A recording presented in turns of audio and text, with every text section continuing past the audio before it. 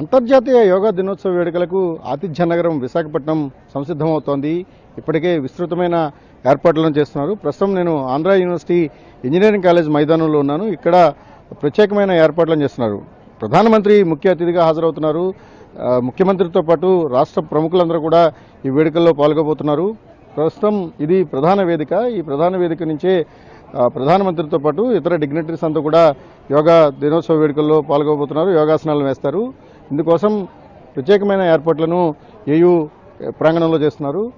ఎక్కడికక్కడ వర్షాలు కురిసినా ఎటువంటి ఇబ్బంది తలెత్తకుండా భారీ టెంట్లను కూడా ఏర్పాటు చేస్తున్నారు. ఇక్కడ జర్మన్ హ్యాంగర్స్ని ఏర్పాటు చేయడం ద్వారా ఎటువంటి ఆటంకం కలగకుండా అంతర్జాతీయ యోగా దినోత్సవ వేడుకలు నిర్వహించాలనేది రాష్ట్ర ప్రభుత్వం ఆలోచన. యోగాంధ్ర పేరుతో రాష్ట్ర ప్రభుత్వం ఒక రికార్డును నెలకొల్పాలని చూస్తోంది. దాదాపుగా 5 లక్షల మందికి పైగా ఒకేసారి యోగా చేయడం ద్వారా ఒక రికార్డును సాధించాలనేది రాష్ట్ర ప్రభుత్వ సంకల్పం. ఇందుకోసం ప్రత్యేకమైన యంత్రాంగాన్ని ఏర్పాటు చేసింది. జిల్లా అధికారులతో పాటుగా పెద్ద ఎత్తున ఇతర జిల్లాల నుంచి కూడా అధికార యంత్రాంగాన్ని రంగంలోకి దించింది.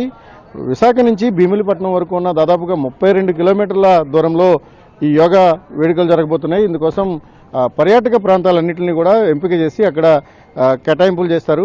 యోగాలో నిష్ణాతులైన అనేక మంది ఇప్పటికే యోగా ప్రక్రియను ప్రజలకు అలవాటు చేయడం కానీ లేకపోతే వివిధ ప్రభుత్వ యంత్రాంగాలకు నేర్పించడం వంటి ప్రక్రియ జరుగుతుంది. ప్రస్తుతం ఆంధ్ర యూనివర్సిటీ ప్రధాన వేదిక దగ్గర కొంతమంది యోగాను అభ్యసిస్తున్నారు. వీరంతా కూడా ఈ పార్టిసిపెంట్స్ కాబోతున్నారు. ఎవరైతే ప్రధాన వేదిక దగ్గర ఉంటారో వారికి మాత్రమే ఇక్కడ ప్రాక్టీస్ జరుగుతోంది. వీరందరినీ కూడా అలౌ చేయబోతున్నారు. ఇక విదేశాల నుంచి వచ్చే కొంతమంది ప్రతినిధులు కూడా ఈ యోగా డే వేడుకల్లో పాల్గొబోతున్నారు. ఒక విధంగా యోగాకు భారతదేశం విశ్వగురువుగా ఆవిర్భవించాలనేది ప్రధానమైన సంకల్పం. ఇప్పటికే 10 ఇంటర్నేషనల్ యోగా డేలు జరిగాయి. ఇప్పుడు 11వ ఇంటర్నేషనల్ యోగా డేకు విశాఖపట్నాన్ని ఎంపిక చేయడం స్వయంగా ప్రధానమంత్రి ముఖ్య అతిథిగా వస్తున్న కారణంగా విస్తృతమైన ఏర్పాట్లను అయితే చేస్తున్నారు. 5 లక్షల మందికి పైగా ఏకకాలంలో విశాఖపట్నంలో ఈ యోగాలో పాల్గొబోతున్నారు. ఇందుకోసం విస్తృతమైన ఏర్పాట్లతో పాటు కట్టుదిట్టమైన భద్రతా చర్యలు కూడా ఉండబోతున్నాయి.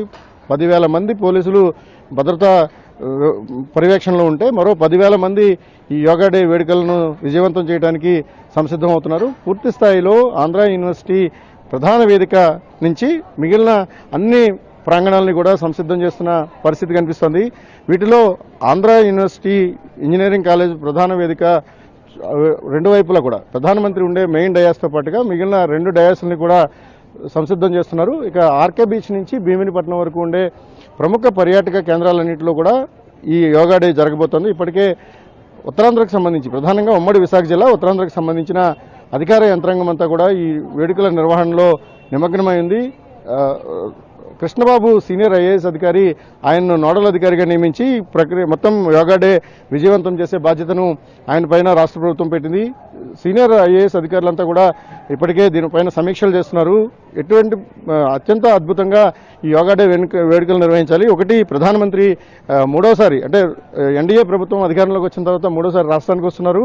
అది ఒక ప్రతిష్టాత్మకమైన ఈవెంట్ అయితే ఇంటర్నేషనల్ యోగా డేకు విశాఖపట్నాన్ని ఎంపిక చేసుకోవడం, దానికోసం ఆతిథ్య నగరంగా ఇప్పటికే పేరు పొందిన సిటీ ఆఫ్ డెస్టినీలో ఇలాంటి అత్యున్నతమైన క్రీడా వేదిక కావచ్చు లేకపోతే యోగా వంటి పాపులర్ ఏదైతే ప్రపంచ దేశాలు చూస్తున్నాయో దానికి ఒక మంచి వేదికగా విశాఖపట్నాన్ని సిద్ధం చేయటం, ఏకకాలంలో యోగాంధ్ర పేరుతో రికార్డును సాధించడం, అంటే ఏదైతే కేంద్ర ప్రభుత్వం తీసుకుంటున్న ఫిట్ ఇండియా నినాదం ఉందో దానికి అనుగుణంగానే రాష్ట్ర ప్రభుత్వం కూడా యోగాను ప్రమోట్ చేస్తోంది. పెద్ద ఎత్తున ప్రజలను ఇన్వాల్వ్ చేయడం ద్వారా ఒక రికార్డును సాధించాలన్న లక్ష్యంగా పనిచేస్తుంది. ఇందులో భాగంగానే ప్రధానమైన వేదికతో పాటుగా మిగిలిన 32 కిలోమీటర్ల పరిధిలో ఉన్న అనేక పర్యాటక ప్రాంతాల్లో వేదికలు సంసిద్ధమవుతున్నాయి. Cameraman Sridhar, Ravichandran TV, Visakhapatnam.